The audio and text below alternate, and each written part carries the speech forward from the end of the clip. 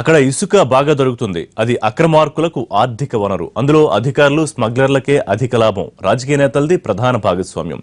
అందుకే వారేం చేసినా పట్టించుకోరు. ఈ అరాచకం అరణ్యంలో జరుగుతున్న తతంగం కాదు, గోదారమ్మ సాక్షిగా భద్రాద్రి జిల్లాలో జరుగుతున్న దారుణం.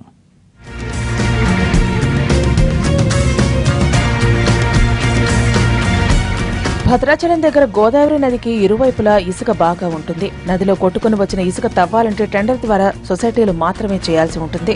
సొసైటీల పేరుతో స్మగ్లర్లు ఇసుకను అక్రమంగా రవాణా చేస్తున్నారు.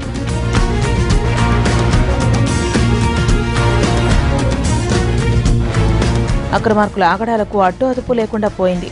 గోదావరి పొంగినప్పుడు చుట్టుప్రక్కల గ్రామాలను రక్షించే కరకట్టను సైతం తవ్వేస్తూ యథేచ్ఛగా ఇసుకను తరలిస్తున్నారు. దీనిపై ఫిర్యాదులు చేసిన అధికారులు పట్టించుకోవడం లేదని సమీప గ్రామాల ప్రజలు ఆవేదన వ్యక్తం చేస్తున్నారు. ఎందుకంటే అక్కడ అధికారులకు పోలీసు యంత్రాంగానికి ఇసుకాసులు అందించే ముడుపులు అందుతున్నాయంటున్నారు.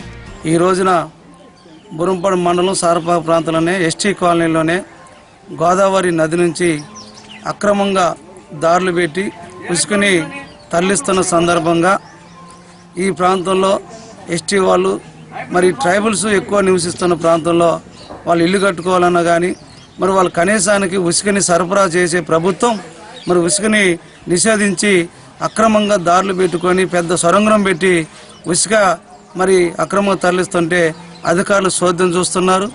కోట్లు ఖర్చు చేసి నిర్మించిన కరకట్టను ఇసుక స్మగ్లర్లు తమ అక్రమాలకు అడ్డుగా ఉందని తొలగించినట్లు స్థానికులు ఆరోపిస్తున్నారు.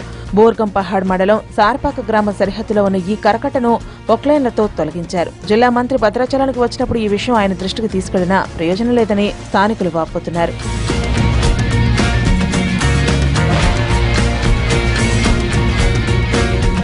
భవిష్యత్తులో రామాలయానికి రక్షణగా ఉన్న కరకట్టను తవ్వేసిన దిక్కులేదనే అభిప్రాయం వ్యక్తమవుతోంది. అంతలా ఇక్కడ ఇసుక మాఫియా హవా నడుస్తోంది. సమయానికి ముడుపులు అందుతుండటంతో ఇసుక మాఫియాను చూసి చూడనట్టు వ్యవహరిస్తున్నారు అధికారులు. ఇకనైనా ప్రభుత్వం స్పందించి ఇసుక అక్రమ రవాణాను అడ్డుకోవాలని స్థానికులు కోరుతున్నారు.